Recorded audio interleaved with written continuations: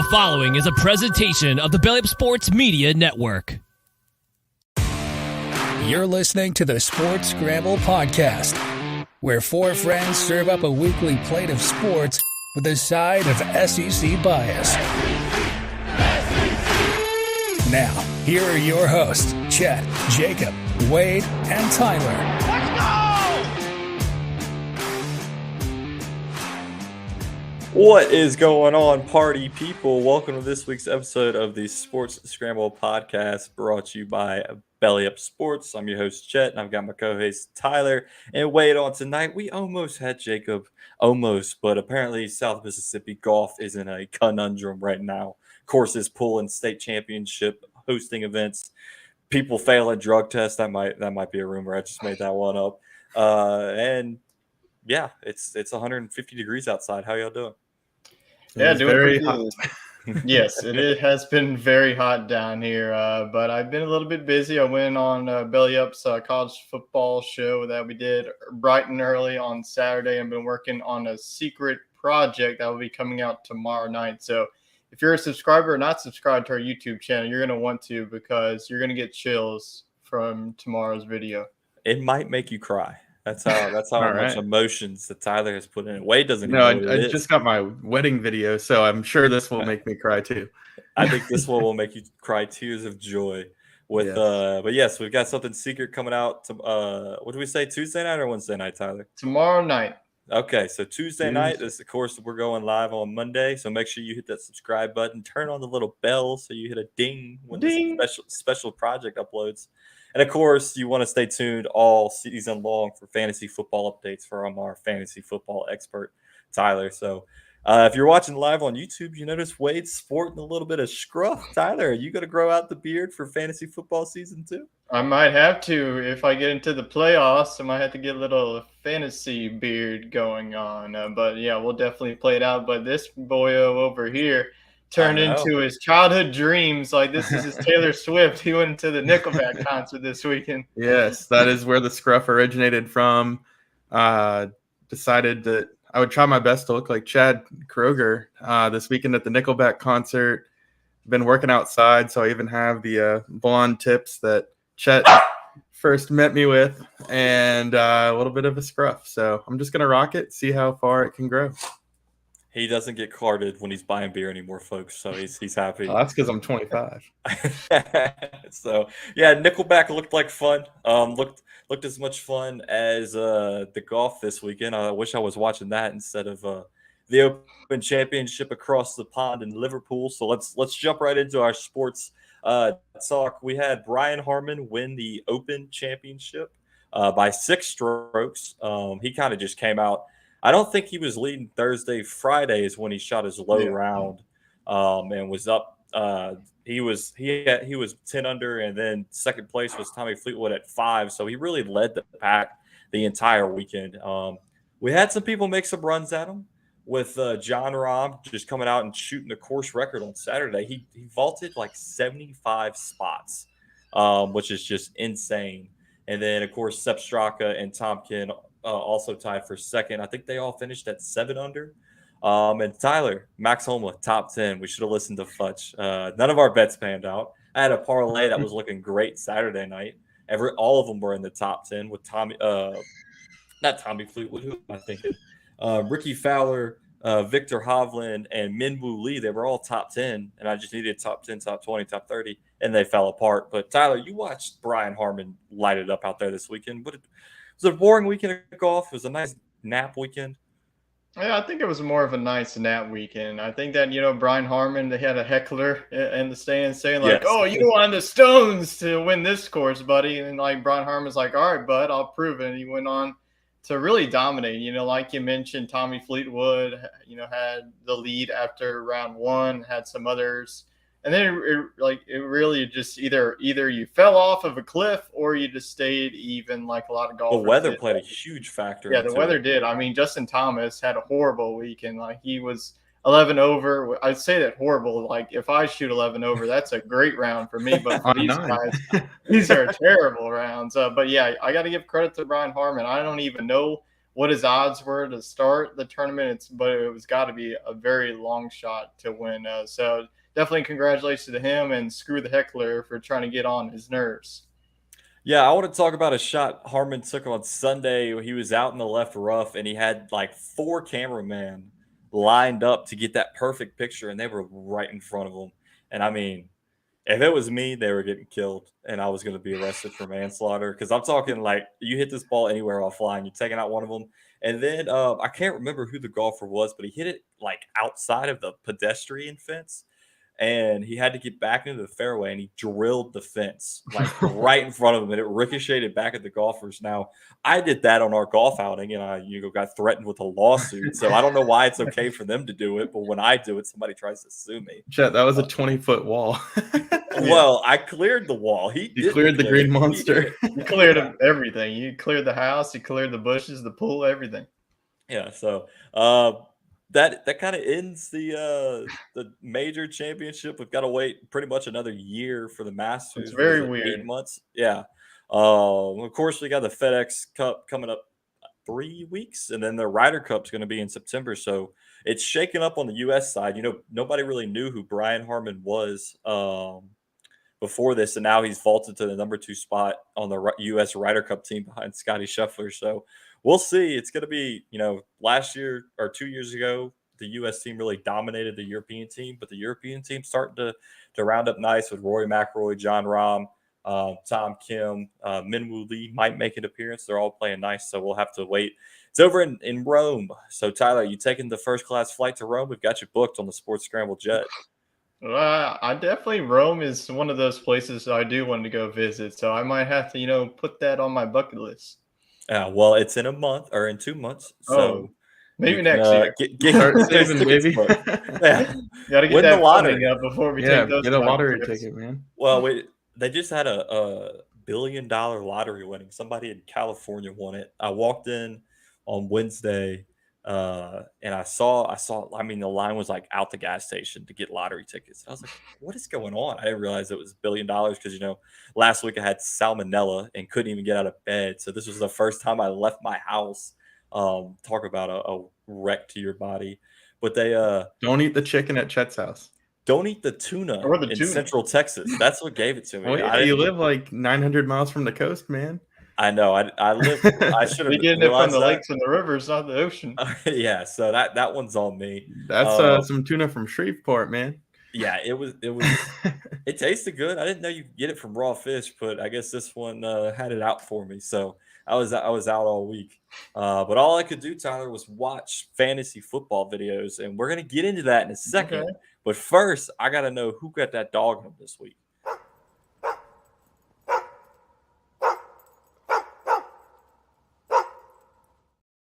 Who got that dog in them? Brought to you by our friends over at Baller Bros Golf. You can see their logo right down there.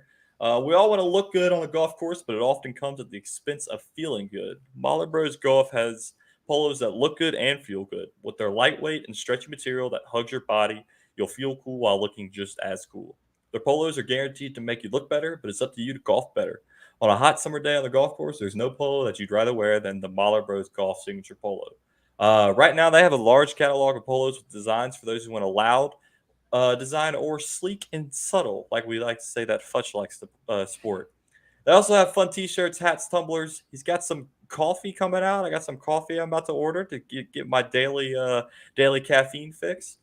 You can get all of this over at ballerbros.com, MAHLERBROS.com, and use code BELLYUP, all one word, for 15% off. And if you stay tuned to their website, you might see myself and Tyler sporting some Baller Bros gear. We got some model shoots in the works with them. Nice. Get some nice pictures out on the golf course to help grow that brand. So or in my backyard. Exactly. I guess I gotta shave the facial hair to be pretty enough for a model shoot. One.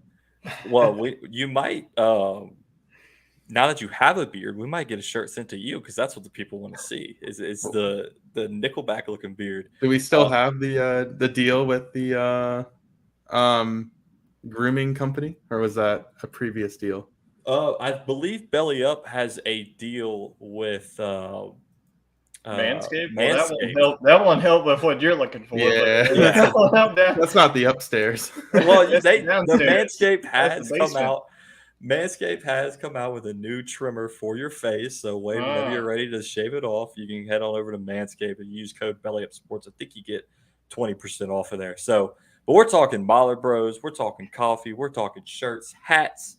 I'm getting some hats made for us. We got some merch of our own coming out. But if you want something right now, you got to head on over to ballerbros.com. Use code BellyUp for 15% off. So let's get to who got that dog in them.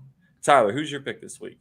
Well, this whole entire month, the Who Got That Dog in Them has been consumed with baseball. So I want to get some variety in this segment. I'm going to go on to the pitch. We got the FIFA Women's World Cup happening right now. And, of course, I'm going to go with my country. Sophia Smith had an awesome debut. 2 goals. Really, the first one was what the USA needed. They're going after a three-peat. No team has ever won a three in a row, not in the women's or the men's. So Sophia Smith with her 2 goals in the 3-0 victory over Vietnam to get the tourney rolling for the red, white, and blue. So Sophia Smith in her debut gets the dog of the week. Okay, I like it. Wade, who you got? All right. Tyler spared me because I was like 95% sure we picked the same dog of the week, but we did not. So I'm going to go back to baseball. Surprise, surprise. Atlanta Braves Shocker. third baseman Austin another Riley shocker. came out swinging from the All-Star break, and for the last 10 days has just been on an absolute tear. 6 home runs and a slugging or an OPS of like 1.6, which is really, really good. So he was the National League Player of the Week, and to me, he's the Dog of the Week. So unfortunately, he's about the only Brave that is swinging the lumber right now. Everybody else is still on vacation mode, or maybe they didn't really get a break during the All-Star break because they were playing in the game. So we need the Braves to get back on track for me and Tyler's sake, but Austin Riley's doing his part for sure. I don't know if y'all saw last week, Ellie De La Cruz threw a dude out 99.8 miles an hour from third just base. Continues to impress. I mean, it feels like every stat is And he just either just hit a home throwing run. it. He's either He throwing it just hit a fast home or run. running fast. Or He had a home hitting it run out. 13 minutes ago. Jeez, I mean, the guy is something else. So my dog of the week, James Murray from Impractical Jokers. Well, if you watch the golf coverage, Brian Harmon and James Murray are pretty much twins. I didn't know who was out there. I thought it was a skit from Impractical Jokers with how much he was beating the field. But yeah, I'm going to go Brian Harmon. I mean, he won by 6 strokes against a star-studded field. Everybody thought it was Rory, Scotty, John Rahm, Brooks Koepka, and he said, "Hold my beer. I'm going to come in here, bald head and all. Stones. Yeah, hold my stones. I'm going to drop them on y'all and win this whole tournament." So that's my pick for Dog of the Week. Of course, we'll throw it up on Twitter, get our listeners' input. And if you're watching right now, we got a few people in the live show. Neil commented that he had food poisoning this weekend. So, Neil, I feel for you. Let us know who your Dog of the Week is. So, Tyler, let's get to your fantasy football corner here. We're going to start it off with the top 5 tight ends for 2023. Yeah, so we pretty much have been flying through these position groups. We had the wide receivers a couple of weeks ago, and then we had the quarterbacks last week. Had some surprises, but I do think that the tight ends is more of a vanilla. And the number 1 overall is probably no surprise. It's the best tight end in the league, and it's not very far. I mean, if you're ranking tiers, he's S tier. Everybody else is A and below. Travis Kelce, ever since that Tyreek Hill has left the team, Kelce has been the wide receiver 1 pretty much. I know that he's a tight end, but as you can see, the projected fantasy points, I have now switched it to PPR since our league is switching from the half PPR to the PPR, and guys like Kelce is who you want, even in the first round. Not going to lie, like at the 3rd overall pick, I'm even thinking about taking Travis I'm thinking about Kelce. taking him at number 2. How much of, huh? I'm thinking about taking him at number 2. All right, well, I'll spite y'all and take him at number 1. Okay. Go for it, Okay. Wade. Please take him at number 1. That just makes our decision even farther. But I just think that Travis Kelce is just too hard to pass up on. I know that he's a 34-year-old tight end, but age doesn't really concern me. Patrick Mahomes, everywhere I feel like every week and every season that I face this man, he's just very consistent and just killing me in every category. So if you're going to get a tight end early, you might as well get the best one. I think that Travis Kelce by far, looking at Mark Andrews, looking at TJ Hawkinson, it's just really big of a gap. And looking at other wide receivers in the mix, Kadarius Toney, he's been having some injuries. Sky Moore had a really impressive into the season last year, and then they got rid of Juju Smith. So there's definitely target share to be had. So I think that Travis Kelce is the dog for you for your tight ends. So let's go on now to our number 2. Real and quick, this is going to be Travis Kelce. He's Patrick Mahomes' favorite target for a reason, because the man doesn't drop the ball. He had multiple games last season where he had more than 2 touchdowns. So honestly, I know I was joking taking him at number 2, but he could very well be make a solid argument, be taken top 3. I definitely think that, in the mock drafts that I've done, he's gone at 6 and number 7. But honestly, if like y'all is probably going to take Justin Jefferson and Jamar Chase, that really leaves you say like Cooper Kupp in your draft. So like Travis Kelce is pretty much on the same boat. I would put him in alongside the Cooper Kupps of the world. So I would not, honestly, if you have a first round pick, even if it's like early as pick number 3, I would honestly go with him, because he is definitely, could be not only a game winner every week, but he could definitely be a league winner for you every week as well. So going on to pick number 2 is a guy who's also been in my top 2 for the past several years, and that is Baltimore Ravens tight end Mark Andrews. Now Andrews' season last year is pretty much throw it in the trash. The Baltimore Ravens, looking at their team last year, it was just a team filled with injuries. Lamar Jackson just couldn't really stay on the field, and Mark Andrews missed a couple of games due to injury. We saw some wide receivers also deal with some injuries too. But I do think that Lamar Jackson is definitely going to have a bounce back year. The man got paid. He's definitely happy. He's not like these running backs going to be opting out of not getting their contracts. Lamar Jackson's paid, and we've seen whenever we have a healthy Lamar Jackson, Mark Andrews can also be a really good tight end as well. So as you see, Travis Kelce, he's been projected in the first round. Mark Andrews has been in the 3rd round, so he's been more of an early round draft pick. And I think that is Travis Kelce and Mark Andrews and pretty much anybody else. I think that the top 3 tight ends, as you're going to see on this list, there's pretty much a gap between each of them. So I think that Mark Andrews, you look at also the target share, there's not really any competitors. They did sign Odell Beckham Jr., but he's also really coming off of a season where he didn't even play, and he's also entering his age 30-plus season too. Right. So I think that there's really no worries outside of Mark Andrews. I think that Lamar Jackson has already shown in the past that he really loves to throw it to Mark Andrews, especially in the red zone.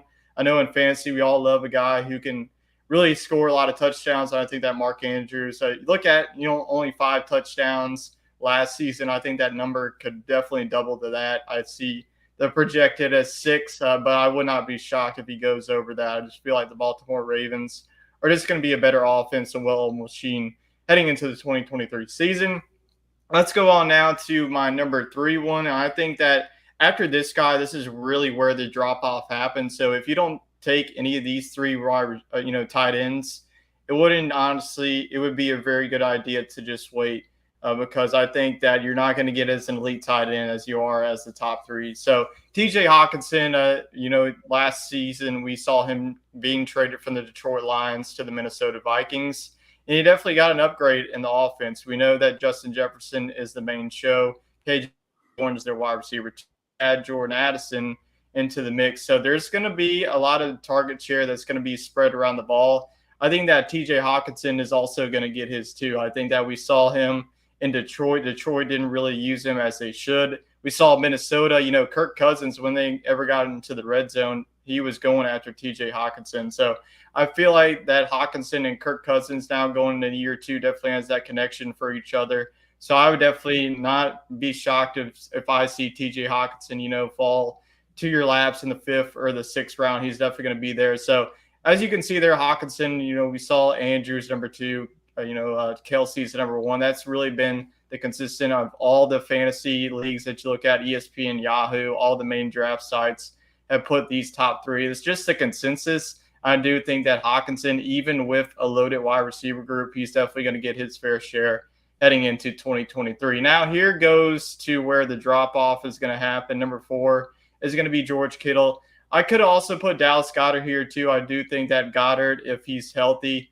could definitely have a good season as well. But, like the other guys, they do have some competition in this offense. George Kittle definitely is interesting. As you look in 2022, this man was heavily dependent on his 11 touchdowns. I do not see that happening this season. I just think he got lucky. Looking at the quarterback situation of the 49ers isn't what you call very good. Sam Darnold is likely going to be their starting quarterback heading into the season, depending on if Brock Purdy is healthy or if Trey Lance is healthy. You just don't really know.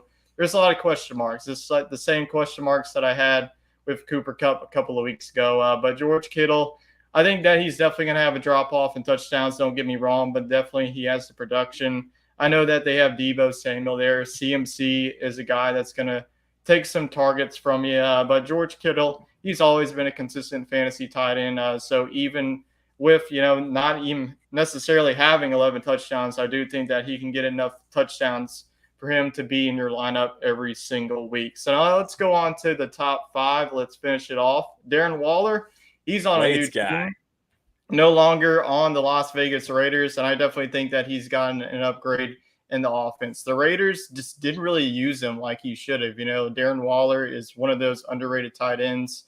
Like you mentioned, Wade has drafted him, it feels like every year. And he's no longer. Consistently putting it up. But now, as you're looking at the Giants offense, you don't know what Saquon Barkley is going to do. He hasn't got his contract yet. Is he still going to be the Giants? Is he not? But looking at also other wide receivers, you're not really know what you're going to get from the Giants wide receivers. There's some talent at the position, but the Giants just don't know what to do with them. Daniel Jones coming off of a really good 2022 season. I think they're poised for yet another one. As you look at his stats from last season, it was an all-time low, 388 yards and 3 touchdowns. It was just Derek Carr did not have a really good season. Derek Carr had one of the worst seasons of his career. They benched him and went on to Jarrett Stidham. So Darren Waller just didn't have a really good quarterback. I think going to Daniel Jones is definitely going to be better for Darren Waller. And I think that he has the opportunity to be the number 1 target share on this offense. So I think that the target share alone creates him to the top 5. Yeah, you could have put Dallas Goedert, but I think that Goddard has more competition than he does with Waller in New York. So those are my top 5 fantasy tight ends. Like I mentioned, from 1 to 5, it is a big time drop off. So get your tight ends early. Yeah. Well, if you miss out on Travis Kelce or number 2 being you just said his name and now I can't even remember.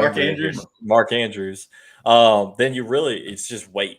At that point, take your wide receivers and your running backs and wait. I think if you are going to wait, some guys to look out for is Pat Freiermuth. He's really been consistent. I'm not touching Kyle Pitts. I know that it's fantasy sites are being like, I drafted him. You're done. 2 years in a row. Never again. The man won't step foot on my roster. I like him this year because of where he's being drafted. He's tight ends typically break out on year 3 or 4, and the offense around him has gotten better. But if you're going to give him to me at the same value as like Pat Freiermuth or someone of that level, I would consider taking him there. But last year it was absurd when he was listed up there with like Andrews ahead of Kittle.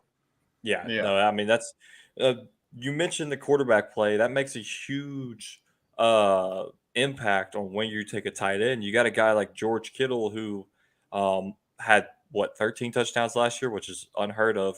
But you're looking at you don't know who their quarterback is. So it's like, and they got weapons like CMC and Deebo Samuel. So he's just kind of low there on that list. But then you got a guy. I was really surprised that Mark Andrews was. He is the second best tight end, but it's like him and Kelce are like 1A, 1B, in my opinion, based on the target share. Kelce's a 2. He's like a double. If you want to rank like wide receivers, Kelce would be number 3. Yeah, and I agree with you in that. And then you got like Hawkinson being 3. I feel like it's a little high. He was great in Detroit, but you're going to a very loaded talent around him. Yeah, so he's definitely reliable. It's just a matter of like, are you okay? If I'm Kirk Cousins and I see KJ Osborne, Justin Jefferson, and TJ Hawkinson, who you throwing to? Even if Justin Jefferson is double covered, I'm throwing it to Justin Jefferson. It's pretty much to me, honestly, in conclusion, if you don't get either Kelsey or Andrews, I'm waiting and double down at the later ends because there's definitely some value in, Pat Freiermuth, Dalton Kincaid with the Bills offense. I think he's going to be a better tight end than Dawson Knox was. I think that Kincaid was phenomenal at Utah, and Schultz in Houston will definitely be an interesting one to look at too. Yeah, so it's like you either take Wade, you take Travis Kelce with the number 1 overall pick, or you take somebody in like the 8th round. So that's kind of where we're at there for the tight ends. Speaking of Kelce, comparisons. Chew, what's up, Chew? Wade, he says Wade looks like Jason Kelce with that beard. Okay. I'll take it. That's the brother with the larger beard. That's the brother with the beard, like down to here. Yeah. So you got some work to do. But the viewers more of a Travis beard. Yes, exactly. So you mentioned Dawson Knox. Let's get into the AFC East preview. For those who aren't huge football fans and maybe live under a rock, that includes the Buffalo Bills, the New York Jets, the Miami Dolphins, and the New England Patriots. So I was doing a little bit of research. Bills won the division last year, and they are returning at plus 100 odds to take the cake this year in the division. You've got the Patriots, surprisingly at plus 325, but the lowest over-under of the group, which I'll get to in a second. The Dolphins plus 400 and the Jets at plus 500. All the odds to win the division really surprised me. But then when you look at the over-under, Bills 10.5, Jets 9.5, Dolphins 9.5, Patriots 7.5. So let's start with that. Patriots 7.5 over-under wins. Tyler, what's your prediction? This is definitely going to be a conference that's going to beat each other up. It just feels like the hype that the AFC West got last year. So if it's going to tell you anything, there's going to be one team that's not going to really do so good.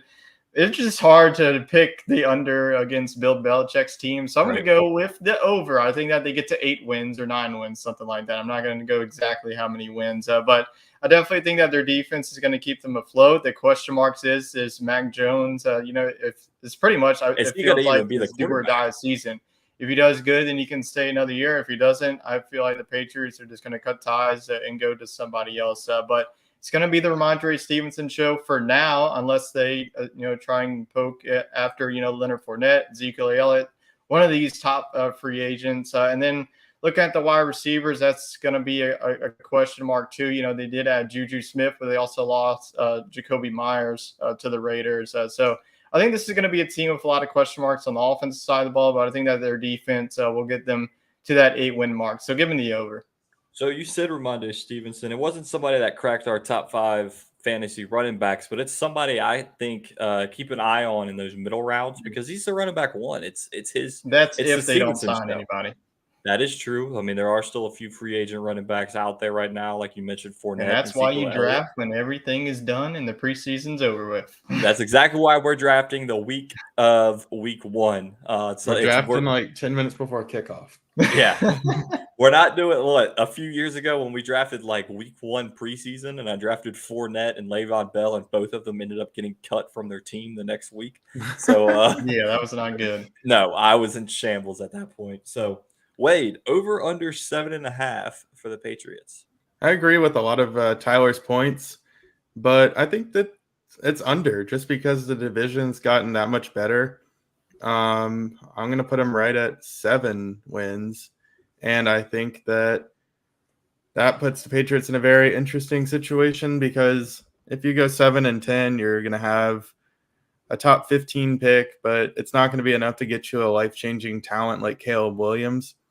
But I think you could see the Patriots end up with a new quarterback in a deep quarterback draft class this year because I don't think Mac Jones is a bad quarterback. I just don't see how he can compete in this division with the talent that's there. I mean, you're going to be chasing Josh Allen, and if Tua can stay healthy, he's another young, great quarterback. And then Aaron Rodgers, is at the tail end of his career, but trying to get it done with the Jets. So I think that the Patriots aren't a horrible team. I think they'll be pesky. I think they could beat the Bills and the Jets once apiece, and probably the Dolphins as well. But I think they'll have some head-scratching losses.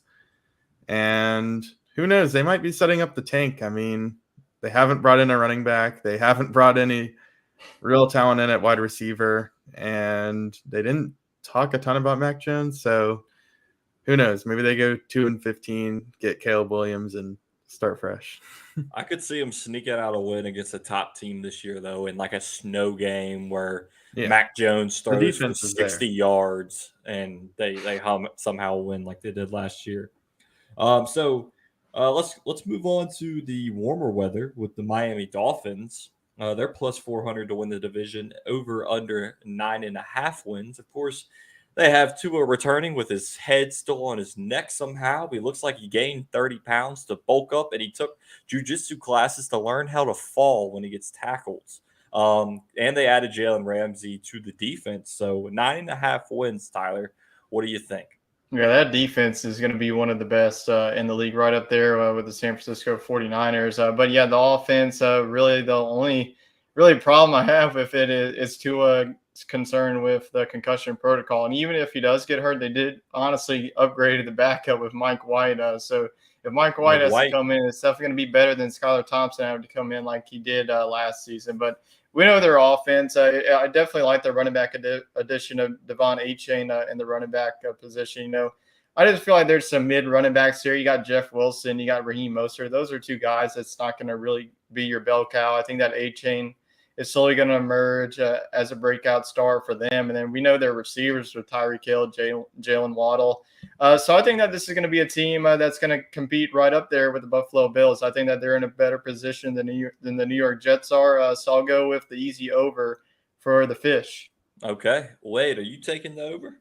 I will. I'll take them right at 10 wins. I think this will be a very close division, as I just mentioned. But I think the Dolphins can get there with the talent on offense, and I think they're one signing away from being really elite on offense. I think that they'll probably be in the running for Ezekiel Elliott or maybe Leonard Fournette. I know we talked Dalvin Cook, but it seems like that's not going to happen. I think that would be an A-plus landing spot for any of those guys to go help Devon Achane, who we all like. But just the talent at receiver between Waddle and Tyreek Hill, I just think that this offense, to me, is still better than what we're seeing in New England and New York. Okay. Signing someone like a Leonard Fournette or Ezekiel Elliott to me makes sense because you got a guy who's kind of on the tail end of his career, but maybe could have a resurgence under a new offense there. And he doesn't have to be the bell cow. You know, exactly. You got to catch passes all day. Yeah. You bring like a Leonard Fournette in as your third down running back and have him go get you a few yards. So moving back upstate to New York, we got the Jets, of course, signing Aaron Rodgers in the offseason, kind of reloading their wide receiver room. On paper, it looks great.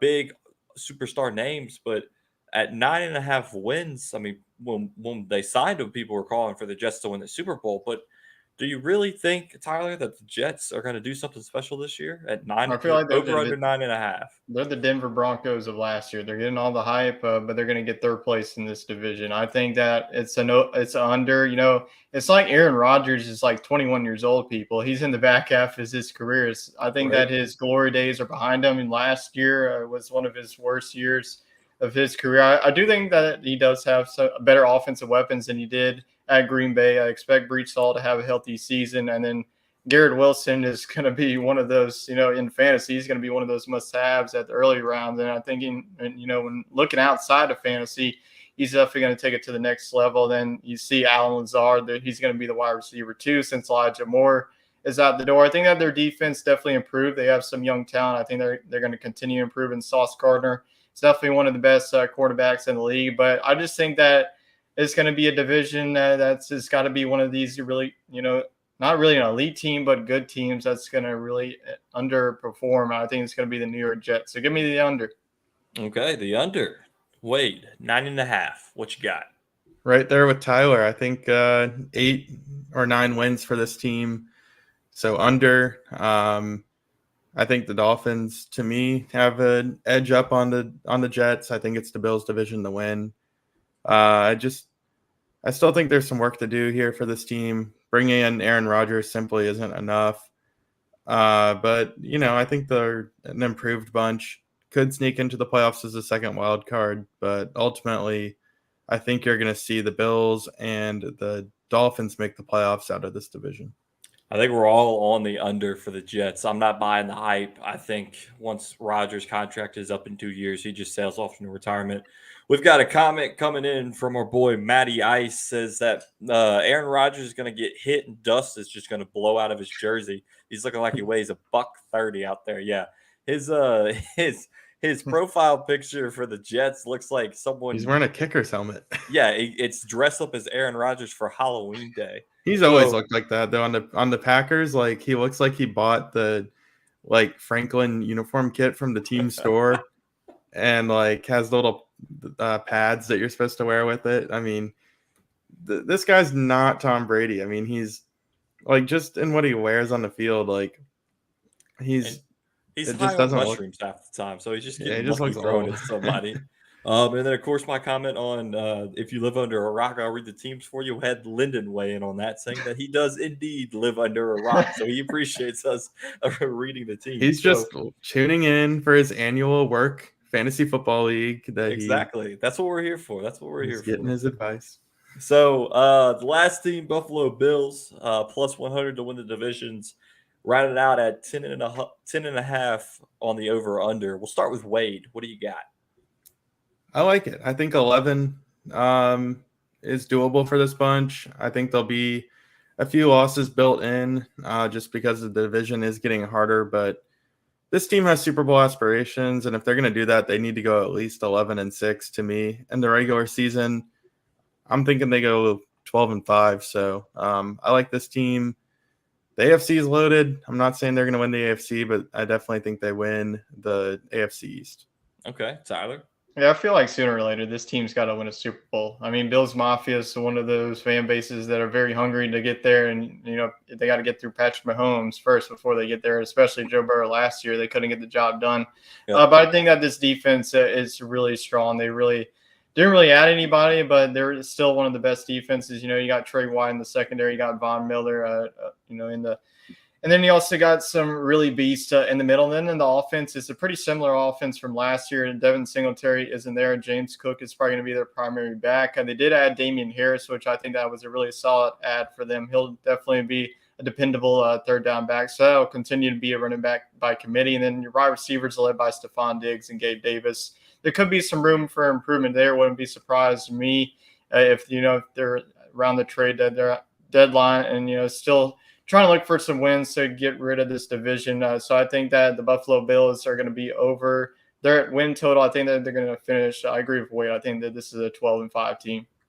So they lost Naheem Hines before preseason camp started because somebody hit him while he was riding his jet ski and he tore his ACL. That's a tough one. Yeah. Especially getting hit while you're driving a jet ski and you happen to tear your ACL. You gotta watch who they're letting loss to the kickoff game for the Bills. Oh, I mean, the man was an automatic touchdown probably once every 3 weeks. So who do we have taking the division? Tyler. Bills. Okay. Bills. I'm going Dolphins. I think Tua stays healthy this year. They load him full of good tuna, not bad tuna, and he stays in the game. So that's our picks for the AFC East. Getting into the NFC East, we got, of course, Ford Linden. He knows who the Cowgirls are. I mean, the Cowboys. And then you got the Eagles, the Giants, and rounding out the division, you have the Commanders. So let's start with the Commanders. Plus 1,000 to win the division, 6.5 on the over/under. Tyler, what do you got? Well, I'm going to go with the under. The quarterback situation is definitely still not what you want. Who is the quarterback? Sam Howell, probably. They're probably going to go with him. Looking at the offense, it's pretty much the same. You're rolling the same guys at wide receiver, Tarek McLaurin, Curtis Samuel, running backs, Antonio Gibson. You know how I feel about him.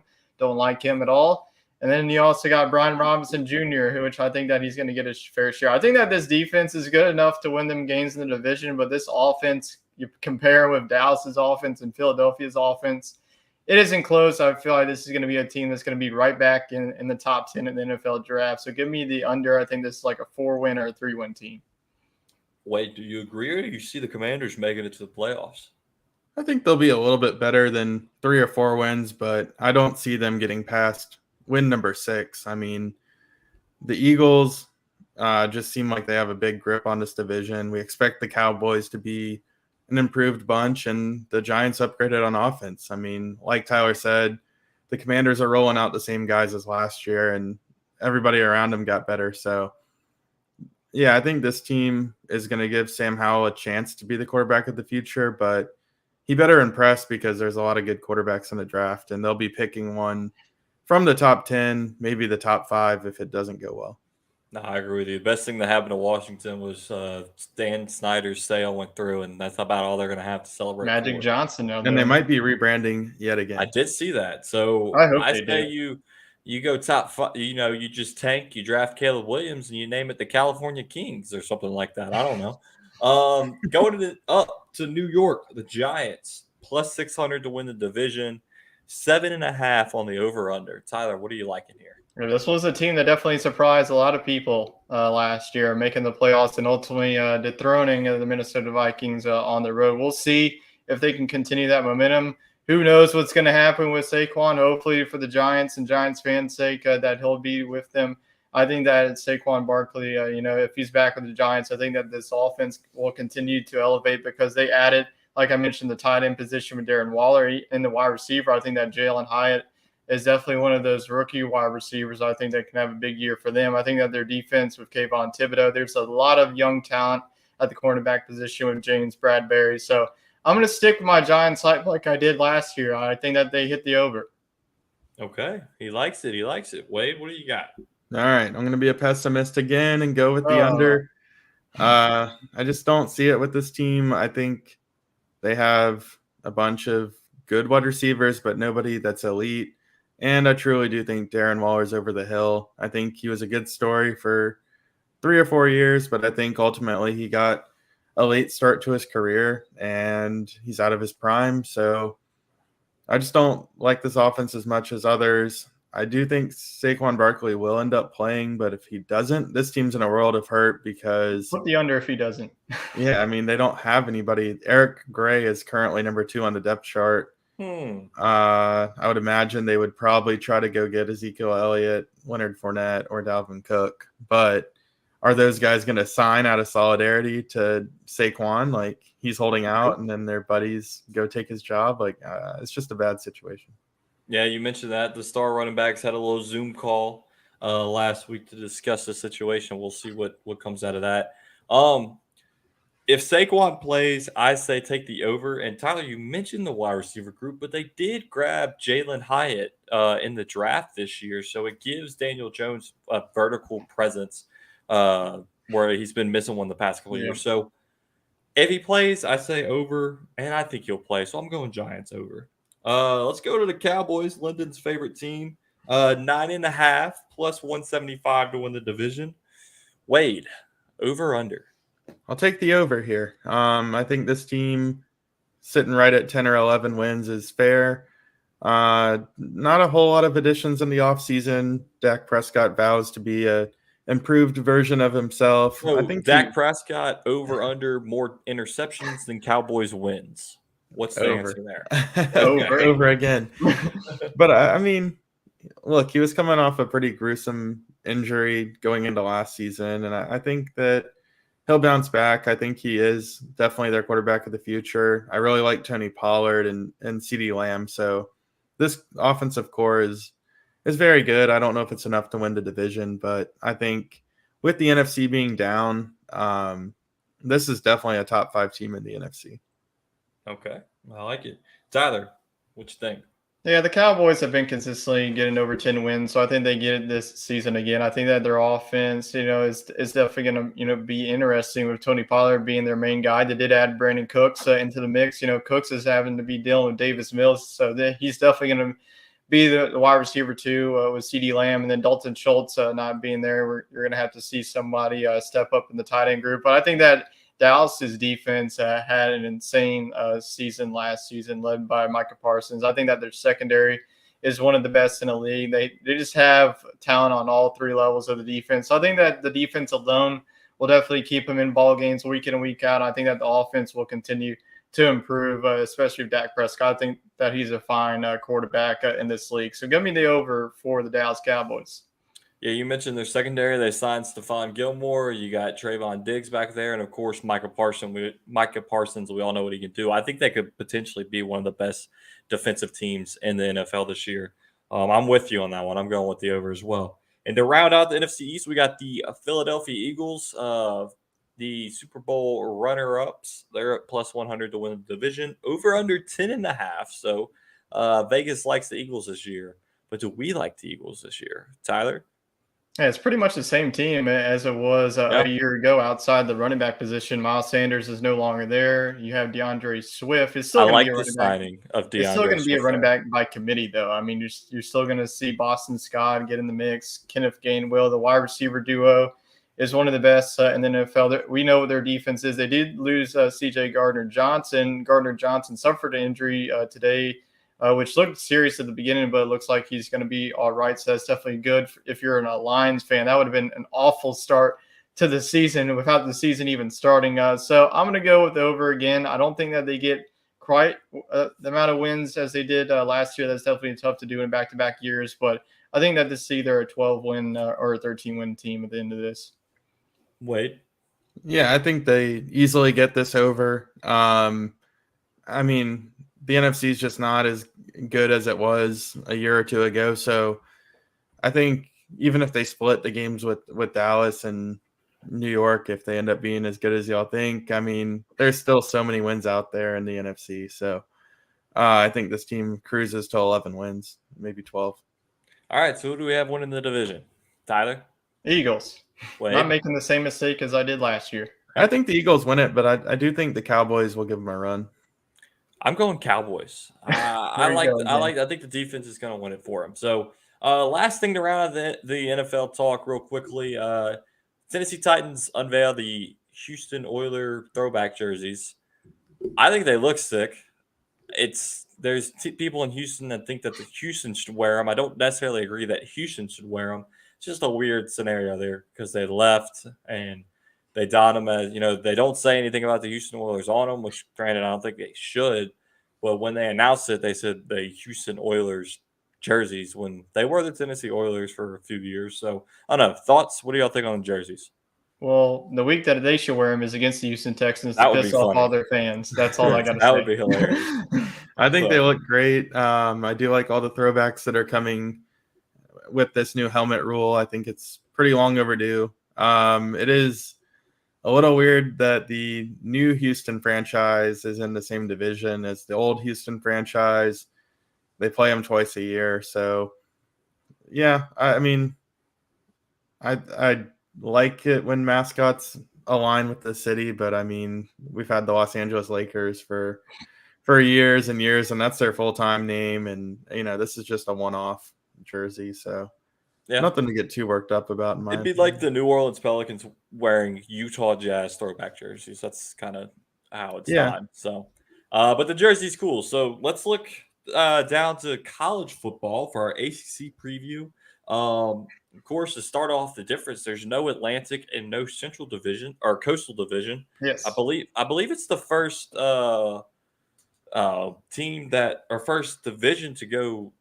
What am I saying? Conference sans division. Yes, to go division. It's definitely going to be the norm of college football. The SEC is going to do it. Big Ten, Pac-12. It has done it last year. They were actually the first ones. Tyler with the knowledge. Do it. And then the ACC was like, okay, we'll do that too.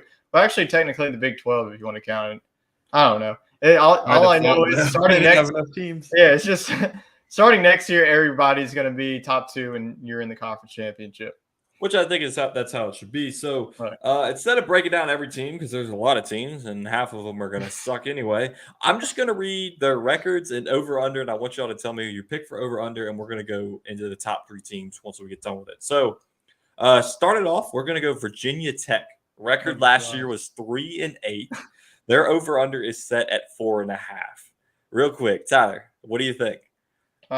It's just tough for me to see Virginia Tech down this bad. That 3 wins came in the first year. A program lost to Old Dominion. I don't think they lose to Old Dominion again. I think that this is not probably going to be a bowl win team, but it'll be a 5-7 win team.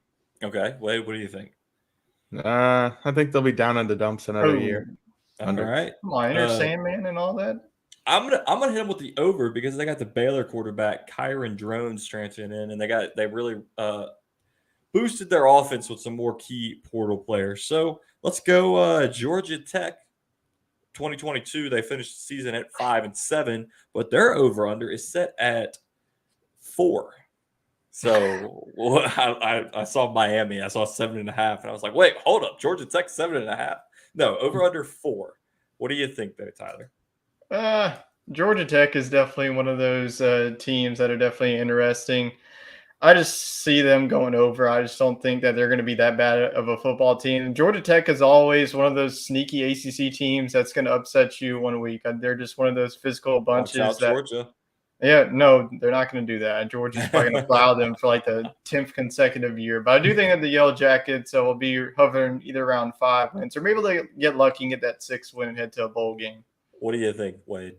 I mean, this program was so good growing up as a kid. I mean, they beat LSU in a bowl game one year. They did. Yeah. That's whenever Les Miles' stubborn butt just kept running the football. Yeah. Well, it was those two programs both had like 20 bowl game appearance streaks, and like they were never like national championship contenders, but my God, they fell off quickly. I mean, they're like 2-10 for like 3 consecutive years, and they decided to start throwing the ball, and maybe after 4 years they've learned how to do that. So I'll give them the over. Well, they got a new coach, and they got A&M transfer quarterback Haynes King No, taking never the mind. reins. And just for that, I'm picking the under. He lost his job to Max. You know what? Johnson. I'll be different. Just give him the over. I guess I'll trust in Haynes King for one more year. Oh Lord. All right. Well, let's go back to Virginia. 3-7 in 2022. Over under set at 3.5. What do you got, Tyler?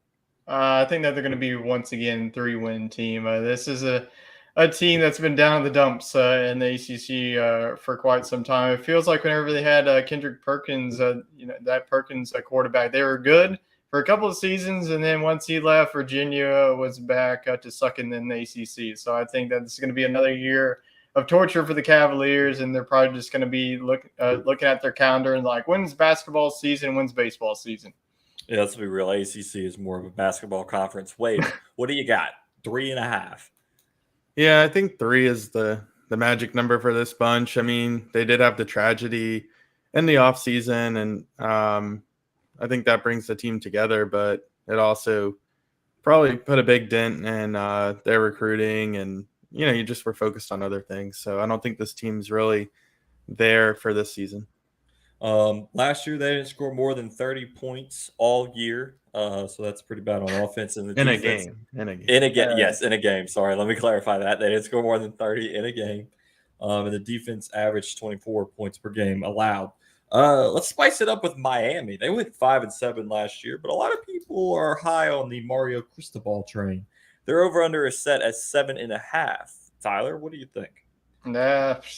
Miami just continues to disappoint me like Texas does every year. I try to pick them to win the division every year, and then they just fail me. So they definitely have a rough schedule. They had to host Texas A&M. I think that Texas A&M is one of those teams that are also like Miami getting the preseason hype, but also failing. So at 7 wins, I'll give them the 6.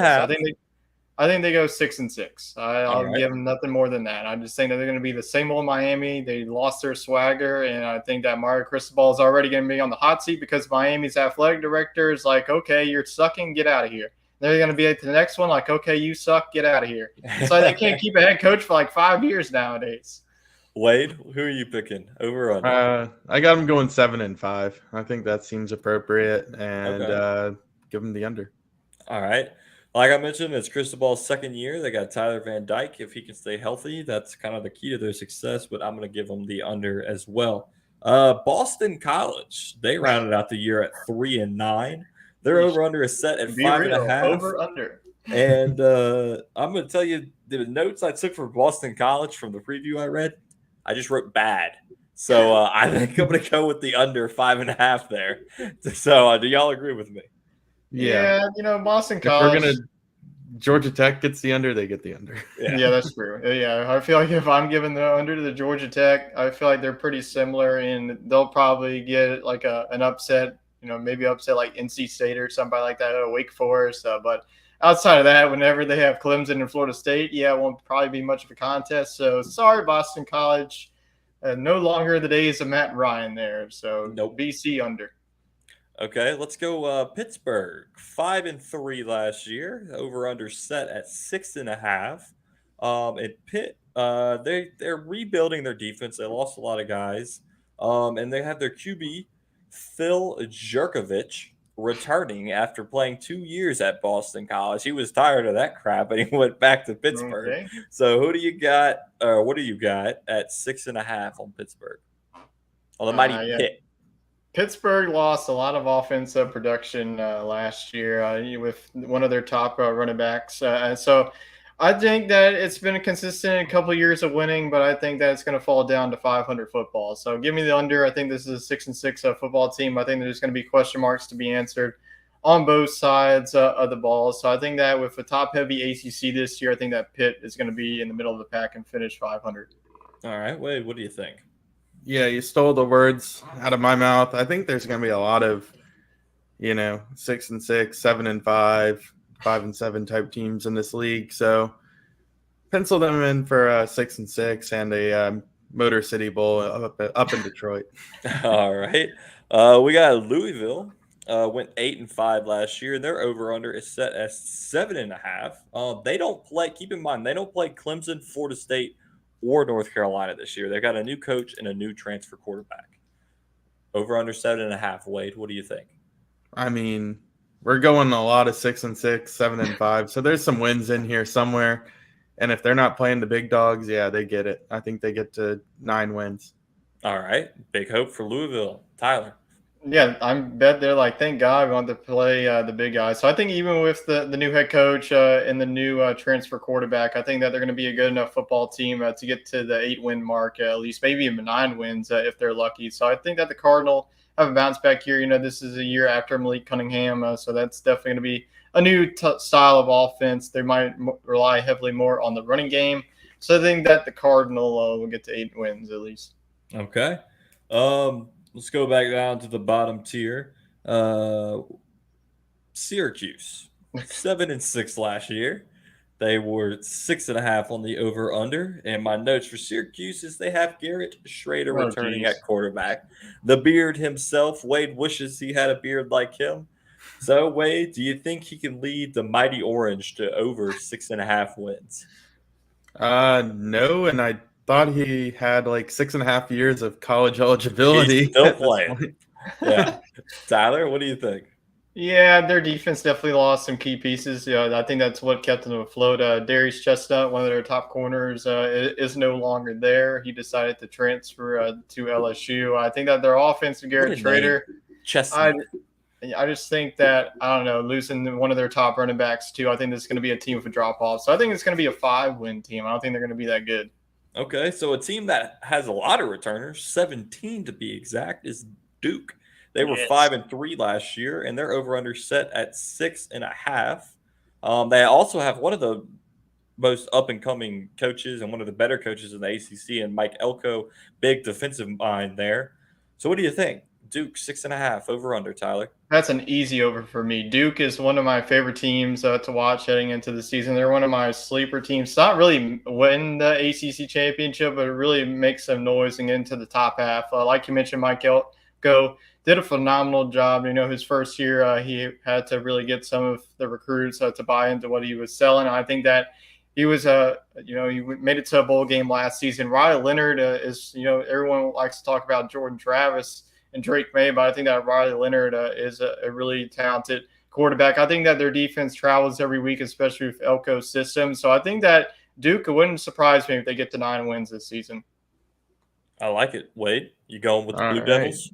After that campaign speech, man, I got to give them 7 wins. I think they get the over. Only 7. Yeah, maybe 8. All right. The Duke's Mayo Bowl. Yes, the Duke is going to the Duke's Mayo Bowl, and we're going to be there to cover it. I'm manifesting that right now. So we got 4 teams left. We got North Carolina, went 9-5 last year. Their over/under is set at 8.5. Of course, they're returning Drake May. He's one of the most hyped quarterbacks in college football. They do open up facing South Carolina. They have Appalachian State on the Oh schedule, gosh. and they play Clemson and Miami. So that 8.5 number is looking pretty tough because I'm seeing 1, 2, 3, 4 losses right off the bat. Tyler, what do you think? Yeah, I think that's going to be a surprising under. I think that they lost some games that they shouldn't. Their defense is god awful. They cannot stop anybody. They gave up almost 63 points to Appalachian State, and Appalachian State wasn't even good that year. If you remember, the Mountaineers were like, they beat A&M, they kept it at North Carolina, and then they just fell on their face in the Sun Belt. So I think with their schedule, I think that their offense will win them some games, but I think this is an 8-win team. So give me the under. All right, Wade, what do you think?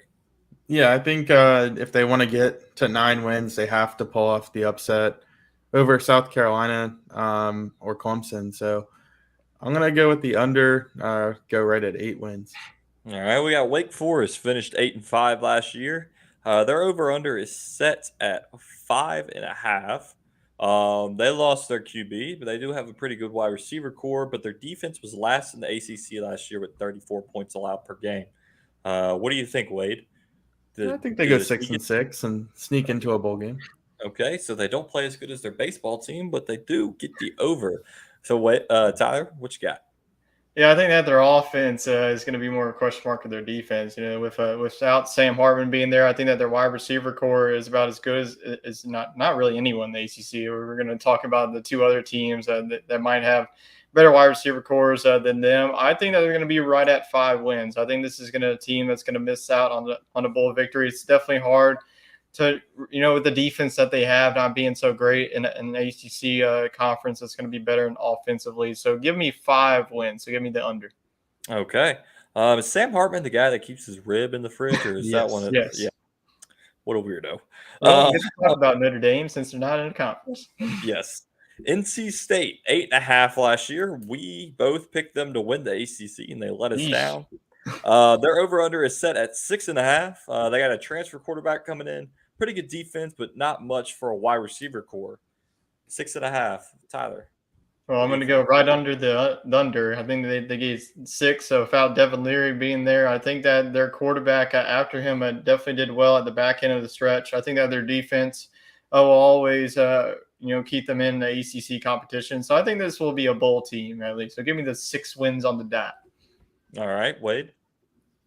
Yeah, I could see him being right there at 6-6. I mean, again, it just feels like we're going to have a lot of these mediocre teams. And, I think it's kind of like round robin. Like Team A will beat Team B, but lose to Team C. And it's going to be hard to differentiate them. But the ACC will probably fill their bowl slots one way or another. So rounding out the ACC, we got the top 2 teams in my book, probably in our book as well, and that's who we're expecting to play in the championship. Let's start with Clemson. Went 11-3 last year, which they did not think was a success. Their over/under is set at 9.5. Offense looked awful with Cade Klubnik in the spring. He was throwing interceptions left and right. We don't really know what he can do. He's a sophomore. They are returning one of their top playmakers in running back Will Shipley. Wade, does Dabo bring Clemson back to the promised land? Do they have another pizza party at 9.5 on the over/under? Oh man, 9.5. Now I have to be positive. I was going to go with the under, but I mean, yeah, this team's going to get to 10 wins. I mean, I think that the competition's just down a little bit. I think Florida State could very well beat Clemson, and this team could still get to that goal. So yeah, I'll give them the over, but maybe they get second in the conference. Okay, Tyler. Yeah, I think this is probably over for me. This just feels like a 10-2 team. I think that their offense with Cade Klubnik, with DJU no longer being there, I think that Klubnik in his last game that we saw him against Tennessee wasn't very good. So we'll see if he has a better thought going into this one. Will Shipley, it's definitely a better running back, but their wide receivers, like I keep mentioning, isn't what we're definitely used to at Clemson. I think that Clemson's defense is going to be the best, along with Florida State and the ACC, was going to keep them afloat. But I see 2 losses on them. 1 to Florida State and 1 to South Carolina again. I'll just stay right here. South Carolina, I like it. Do they play Tennessee again this year?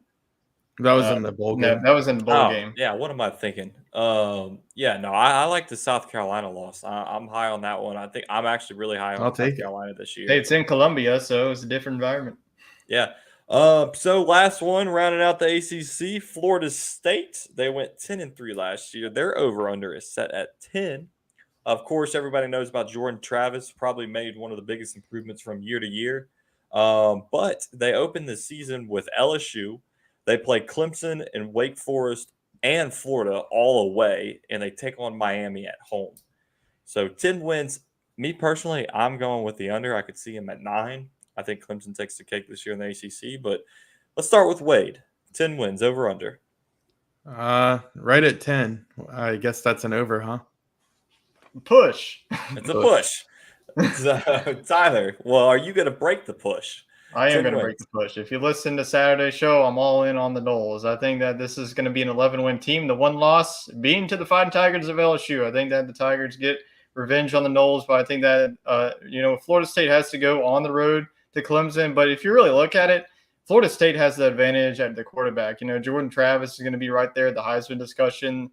They really tapped into the transfer portal on both sides of the ball. I think that Mike Norvell, showed his potential of the squad last year. They got off to a hot start, but in the end really fell flat on their face. So I think that I'm already saying it, Florida State is going to win the ACC. I think that it's definitely going to be interesting if they are an 11-1 team and win the ACC. They could definitely be in one of those top 4 spots in the college football playoffs. So I'm definitely drinking the Seminole Kool-Aid heading into the season. Yeah, you're drinking the Kool-Aid. I'm spitting it out because I see him losing to LSU. I see him losing to LSU. I see him losing to Clemson, and I see them ending the season. They're not losing to Florida. There's no way. I think they're losing to Florida. Not with Graham Mertz as their quarterback. It's going to sneak up on them. They got to play in the swamp. It's rivalry weekend. I think they lose to Florida. I agree with your first two, but not Florida's. Yeah, I think they're going to be prime, trying to make like last year. They're going to try to make a push for the playoffs in that last week, and they're just going to overlook Florida. And I think they're going to. I think they could make the playoff if they played a Tyler situation at 11-1. I mean, we've seen the committee reward teams for playing challenging week 1 and week 2 games, and it would be very much like the committee to give Florida State a second shot against LSU, in that scenario. So that game in Orlando is shaping up to be a really good one. It's pretty much a playoff semifinal. Honestly, I think that Florida State can buy to lose that game, but LSU can't, especially being the SEC of how their schedule is shaping up. Yeah, I don't think LSU. If LSU loses that, it's pretty much over. Yeah. So that kind of wraps up our ACC talk here. Let's get into a little bit of soccer.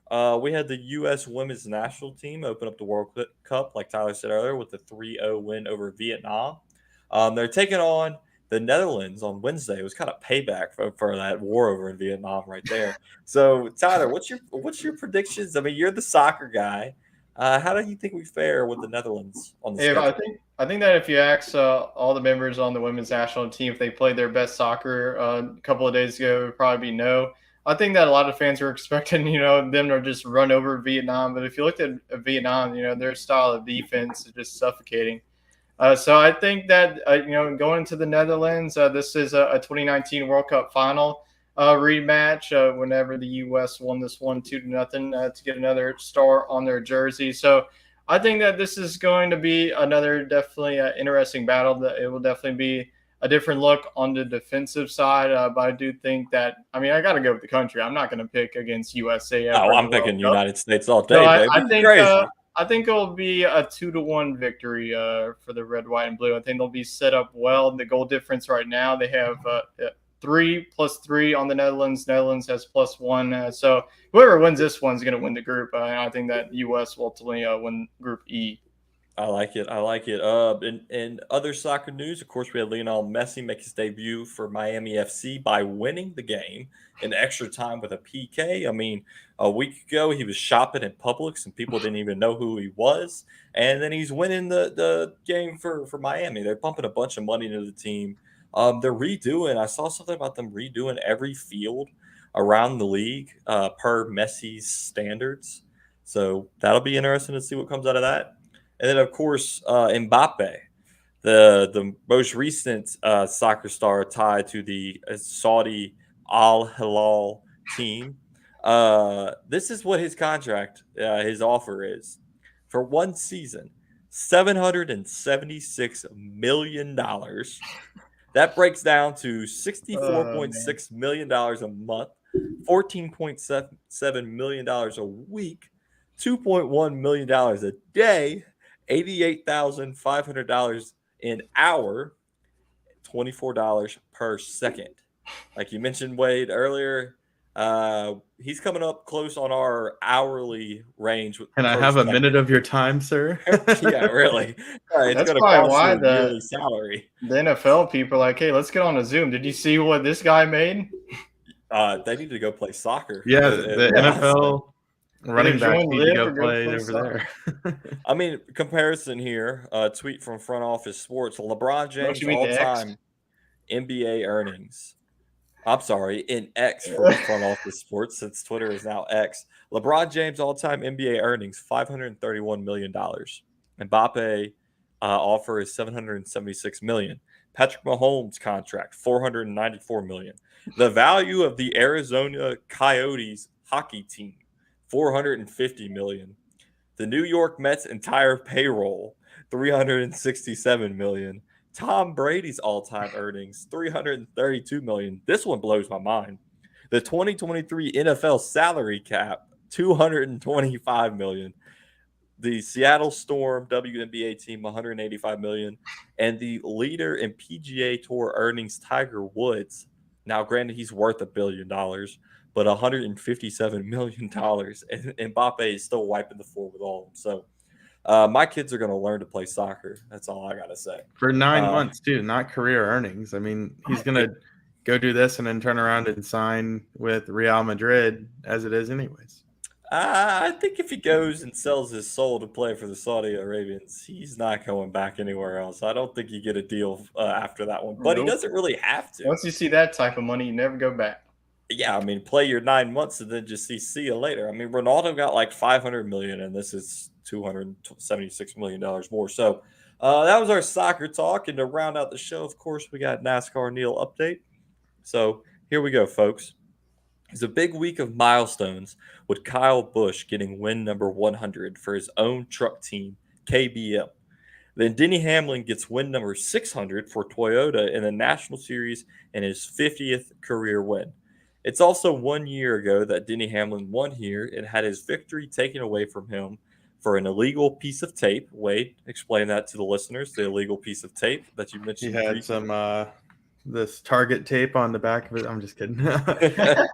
It was benefiting his drag coefficients, and people thought that he was trying to run a little slicker than some of his competitors, I guess, is what I remember Neil delving into. So being a little sneaky snake there. But he got his redemption. There was also some controversy when the 41 car spun out with 2 to go, and it stayed green only to be thrown as caution as they were backing onto the last lap. The tempers were always flaring. I always love when they do it in the NASCAR race, with multiple drivers being angry at each other, including Austin Dillon, who threw his helmet at his former teammate Tyler Reddick after he was wrecked due to trying to move to the bottom line. Oh, yes. First lap. I did see this on Twitter. I was like, this is like some baseball brawl level stuff, Throw your helmet as the guy's driving 260 miles an hour past you. Yeah. Shaping up for the playoff battle. The battle for the last 2 spots continue to be close, with Bubba Wallace at plus 27 and 15th, and Michael McDowell at plus 17 and 16th. You have 6 drivers within 60 points of the line with only 5 races to go. Daniel Suarez dropped out of the top 16 after an early wreck took away the advantage he held, and 3 more wild card races where another new winner could add a wrinkle to the situation. In silly season news, or off season, Justin Haley signs with Rick Ware Racing for next season after not getting extended into the 31 car, which would be a downgrade, but is hopeful with their new alliance with RFK Racing.